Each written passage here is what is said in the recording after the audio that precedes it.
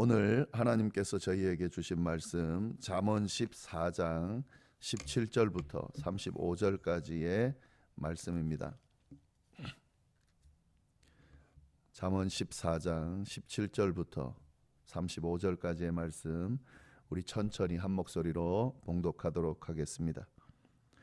노하기를 속히 하는 자는 어리석은 일을 행하고 악한 계교를 꾀하는 자는 미움을 받느니라. 어리석은 자는 어리석음으로 기업을 삼아도 슬기로운 자는 지식으로 면류관을 삼느니라. 악인은 선인 앞에 엎드리고 불의한 자는 의인의 문에 엎드리느니라. 가난한 자는 이웃에게 미움을 받게 되나 부요한 자는 친구가 많으니라.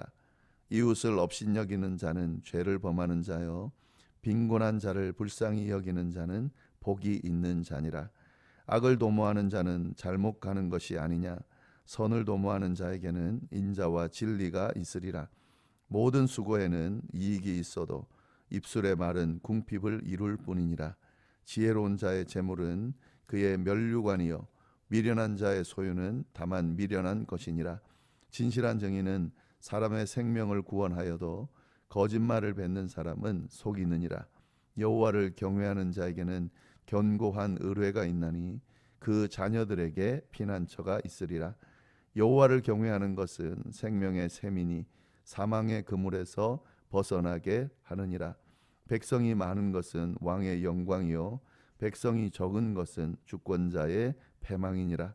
노하기를 더디하는 자는 크게 명철하여도 마음이 조급한 자는 어리석음을 나타내느니라.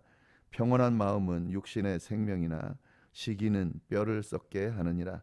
가난한 사람을 학대하는 자는 그를 지으신 이를 멸시하는 자요 궁핍한 사람을 불쌍히 여기는 자는 주를 공경하는 자니라. 악인은 그의 환난에 엎드러져도 의인은 그의 죽음에도 소망이 있느니라. 지혜는 명철한 자의 마음에 머물거니와 미련한 자의 속에 있는 것은 나타나느니라. 공의는 나라를 영화롭게 하고 죄는 백성을 욕되게 하느니라. 슬기롭게 행하는 신하는 왕에게 은총을 입고 욕을 끼치는 신하는 그의 진노를 당하느니라. 아멘. 네, 오늘도 귀한 잠언의 말씀들이 많이 있습니다. 다 볼 수는 없고 몇 가지만 우리 함께 보도록 하겠습니다. 17절 말씀을 보시면은요. 노하기를 속히 하는 자는 어리석은 일을 행하고 악한 계교를 꾀하는 자는 미움을 받느니라 이렇게 되어 있습니다.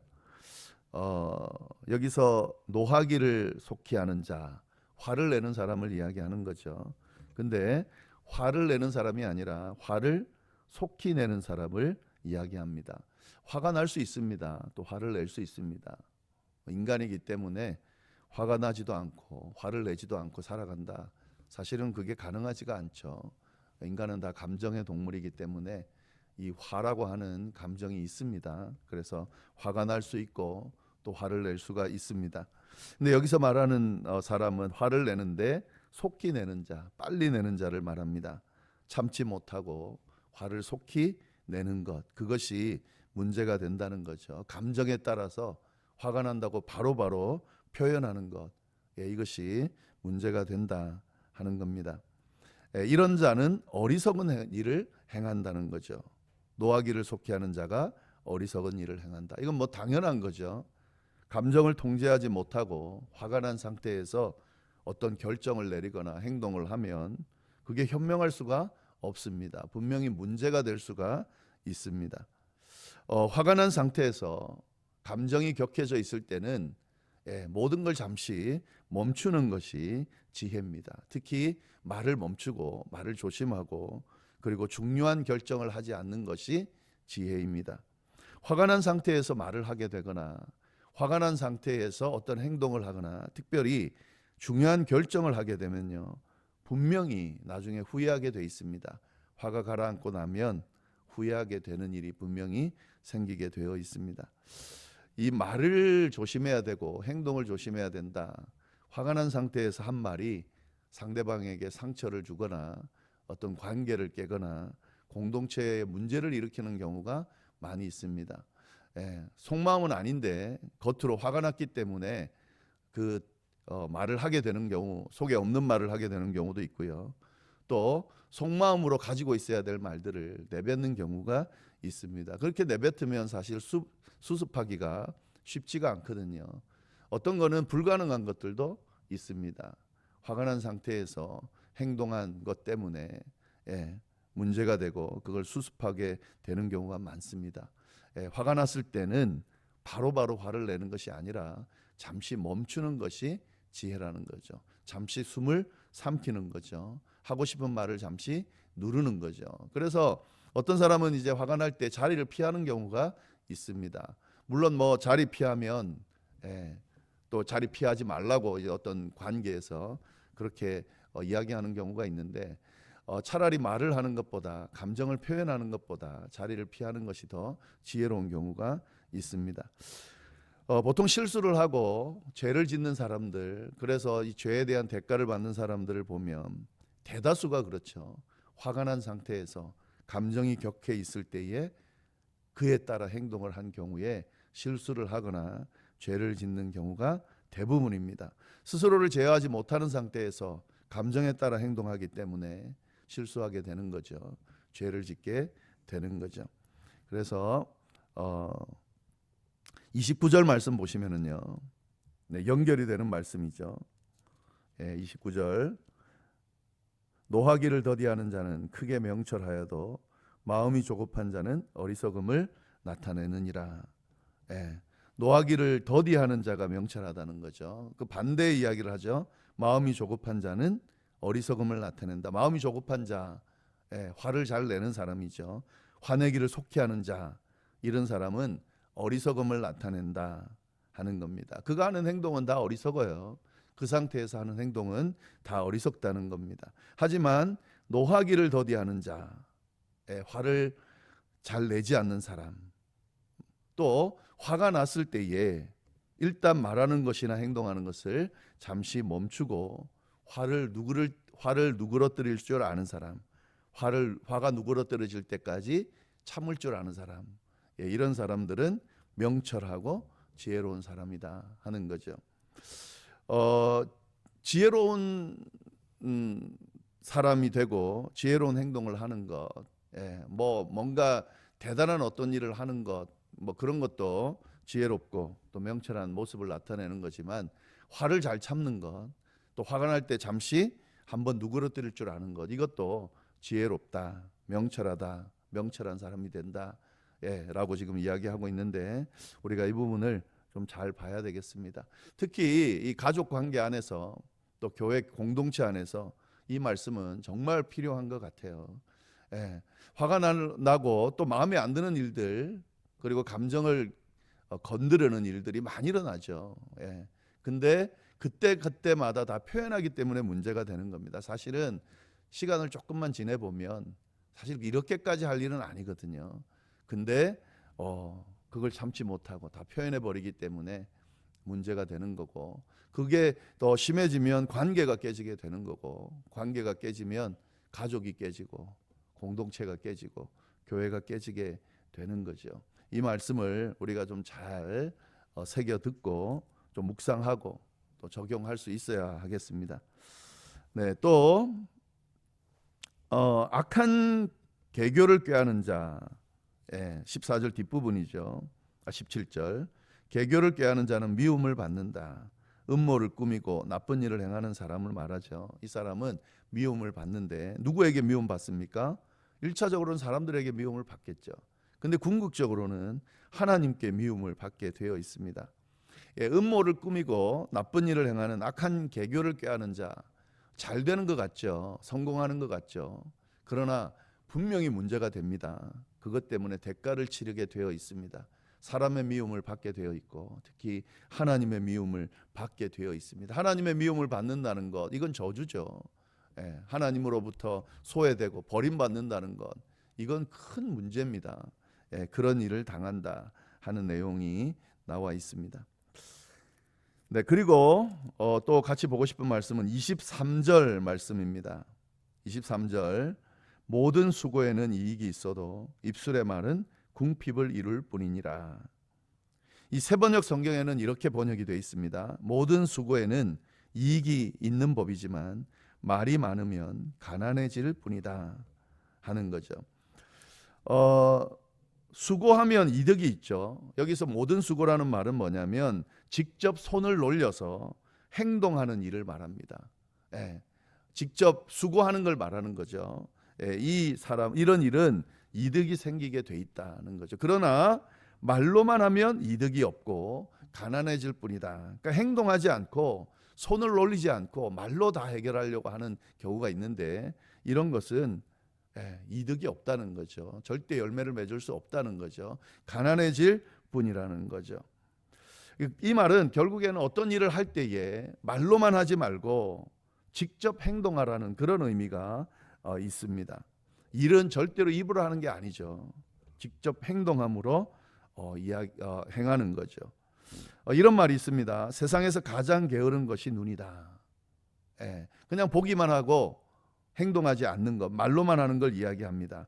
부지런한 것은 손이다. 직접 행동하는 것이다 라고 하는 거죠. 눈으로 보고 말로만 하고 있으면 아무것도 이루어지지 않습니다. 직접 손을 놀려 행동할 때에 이득이 생긴다 하는 겁니다. 이렇게 사람들을 보면은요, 말로 다 해결하려는 사람이 있어요. 이게 좋고 저게 좋고, 이게 나쁘고 저게 나쁘고, 이게 문제고 저게 문제고. 근데 가만히 보면 말은 많이 하는데 행동하지 않는 사람이 있습니다. 일하자고 할 때는 참여하지 않는 사람이 있습니다. 그런 사람들 때문에 사실 공동체가 힘을 잃는 거고 제대로 세워지지 않는 거고 문제가 되는 거죠. 직접 일하고 정말 성실히 일하는 사람은 말을 별로 안 해요. 그냥 일할 뿐이죠. 자기가 있어야 될 자리에 있고 해야 될 일에 참여를 하고 필요할 때에 기꺼이 내놓고 함께하고 수고로움을 아끼지 않는 사람들, 그런 사람들이 있습니다. 이런 사람들로 인해서 공동체가 세워지고 교회가 세워지고 일이 진행되고 역사가 일어나고 하는 거죠. 교회 일도 마찬가지입니다. 말로만 하는 사람들 많습니다. 그러나 그 사람들 때문에 교회가 이루어지지는 않습니다. 정말 제대로 된 지적을 하고 이것저것 옳은 말은 할지 몰라도 그것 때문에 일이 이루어지지 않죠. 말하지 않고 행동으로 옮기는 사람들, 그 행동으로 수고로움을 아끼지 않는 사람들로 인해서 교회가 세워져 왔고 지금도 세워져 가고 있는 거죠. 그리고 또 이런 것도 있습니다. 어떤 그 일이 있잖아요. 말로만 이건 가능하고 저건 가능하지 않고 이렇게 이야기하는 사람이 있습니다. 이런 사람들 때문에 일이 진행이 안 되는 경우가 많이 있습니다. 문제가 될 수 있죠. 될 수도 있고 안 될 수도 있죠. 그러나 행하지 않으면, 해보지 않으면 어떤 결과가 나올지 모르는 일들이 많이 있습니다. 해봐야 가능한 일들이 있습니다. 해보지 않고 이것저것 말로만 그렇게 재보고 의논하고 이러면 아무 일도 일어나지 않죠. 직접 해봄으로 실패할 수 있죠. 잘못될 수 있죠. 그러나 해봤기 때문에 이게 잘못이다, 실패할 수 있다라는 걸 알게 되는 거죠. 또 행함으로 인해서, 해봄으로 인해서, 직접 덤벼듦으로 인해서 이것이 일이 이루어지고 우리가 예측하지 못한 결과들을 이룰 때가 많이 있습니다. 이건 사업도 마찬가지고 모든 일들이 그런 거죠. 특히 교회 일이 마찬가지입니다. 교회를 바로 세우고 또 어떤 역사를 이루어 나갈 때에 하나님께서 정말 이 일을 행하실지 아닐지 또 이 일을 통해서 어떤 큰 축복을 내릴지 아닐지 해봐야 하는 것들이 있어요. 하나님은 또 행하기를 원하고 있는 일들이 있습니다. 행함으로 이루어 주실 그런 일들이 있습니다. 이루어 주시려고 하는 일들이 있습니다. 그냥 멀리서 지켜보고 이건 될 만해, 저건 될 만해, 안 될 만해 이렇게 하고 있는 것은 아무런 역사를 이루지 못한다 하는 거죠. 이건 개인 일도 마찬가지예요. 가정 일도 마찬가지고 이 부분도 우리가 좀 잘 깊이 생각해 볼 수 있는 그런 부분입니다. 그리고 또 한 가지 보고 싶은 이야기는요.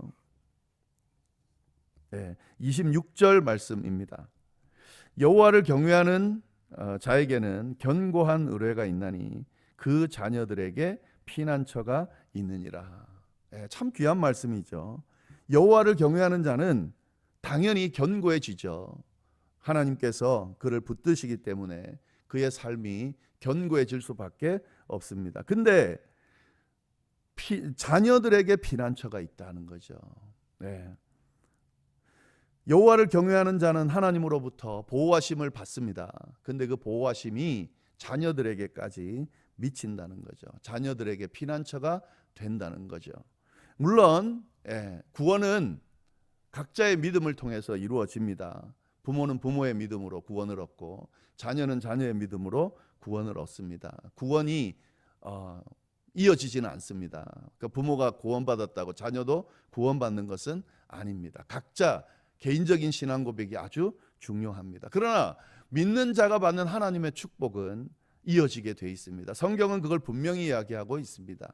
믿음을 가지고 하나님으로부터 축복을 받는 자는 자기 당대에만 축복이 끝나는 것이 아니라 그 자녀들에게, 후손들에게도 이어지고 있다는 것을 우리는 성경을 통해 분명히 알 수 있습니다. 여호와를 경외하는 자, 여호와를 경외함으로 그를 통해 보호하심을 받는 자는 그 보호하심 아래, 그 그늘 아래, 그 피난처 아래 자녀들도 안식을 누리게 되고 피난처를 얻게 된다 하는 거죠.